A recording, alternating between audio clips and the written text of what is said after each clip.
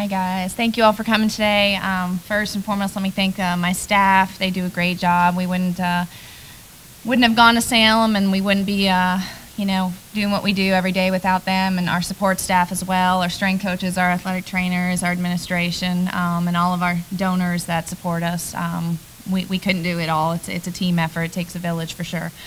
But adding on to the video, we're excited. It's quickly approaching, and I think we're ready. I think our early season schedule, our first couple of weekends we've got some good competition, but I think those first couple of weekends we're really focused on us and figuring out our rotations, especially with our pitching and catching, trying to figure out the best matchups there. So we have a lot to be determined there. We've got a staff this year. We talked about Sarah Maloney returning as our senior, the loss of Becca over there. She's sitting as part of our staff right now.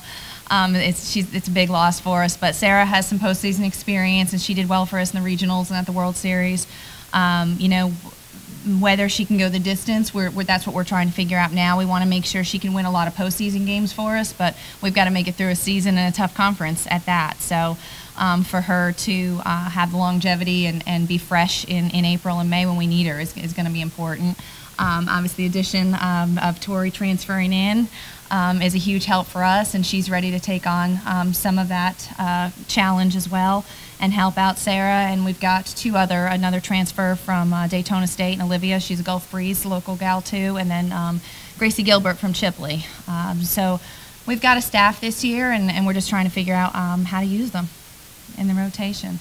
I like our defense, our whole infield returns. So defensively, we're competitive. Our junior center fielder, returns, Rachel Wright. She's made some miraculous plays out there for us, and then we'll be new on the corners in the outfield. But the biggest determination is going to be what our pitching and catching is going to look like in our rotations there.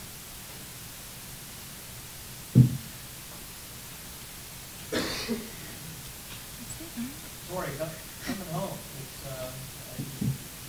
first heard the news, that was pretty exciting, but what went into that decision? Well, at UAB, I just got really homesick, and I decided, I did want to come home, be closer to family, and WF was a great fit, especially the coaches, and so it's just really exciting to be back and represent my hometown. Megan, what do you think from last year's experience, the team experience, how far you went? Well, obviously it was a good experience, and I think it's going to help our younger girls a lot because they already have a taste of what it's like playing, for a national title. So it's going to make, each and every person a little more hungry to get back to Salem. Honestly, it was a blessing getting there, but right now we're just focusing on, us as a team and how we as, individuals and as a group can make ourselves better to, get us back to the postseason like that. There's no problem kind of reminding yourself on the kind of the nitty-gritty day-to-day stuff to get there. That's not a problem. Reminding yourself to take care of little details to get there. I mean, at the beginning it was really tough because, when you come in, you're like, okay, I'm ready, let's get back. And, you fail to realize, oh, well, last year, what did we do to prepare ourselves for that? And, if we don't remind ourselves, we're going to be reminded in other ways. So we need to take care of that early on and, not get such a big head and just stay down, stay focused, and, keep our heads up and look forward to it.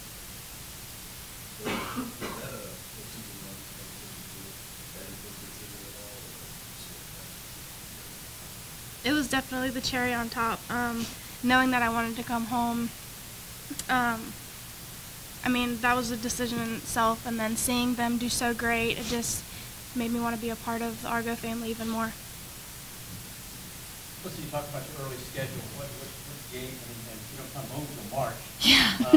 But some of who are the teams on that early part of the schedule who you're really going to test themselves? St. Leo, they're a postseason team. North Georgia, they're always top. They've got they always get some big time SEC transfers, so they're always going to be tough. And then going down, making that long trip down to South Florida that second weekend is going to be a challenge for us. We've got Palm Beach, Barry, and Nova down there as well.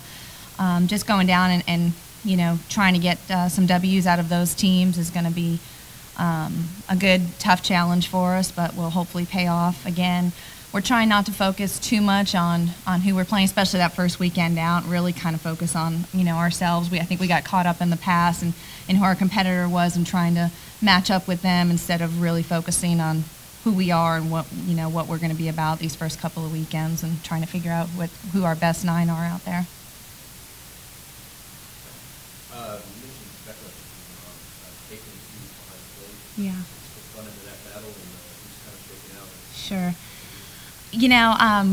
Caitlin, I mean, Becca, her performance obviously speaks for itself, but I think any good pitcher, a catcher makes a good pitcher. I think Becca will tell you too, any good catcher will really highlight a good pitcher. But I think Caitlin's going to be a huge loss. She did a lot for us back there and a lot quietly. She didn't get a lot of the recognition I think she deserved, but she's got some tough shoes to fill. But Jacqueline Poling, she's a sophomore from California. She's played against come up and played against the best, and she's got a lot of experience. She'll be seen a lot behind the plate. She does a good job managing our pitchers. Her and Maloney are a good team back there. And then we have a transfer in Ashley McNally. She's transferred from Jacksonville. So we're excited to see what she can do back there as well.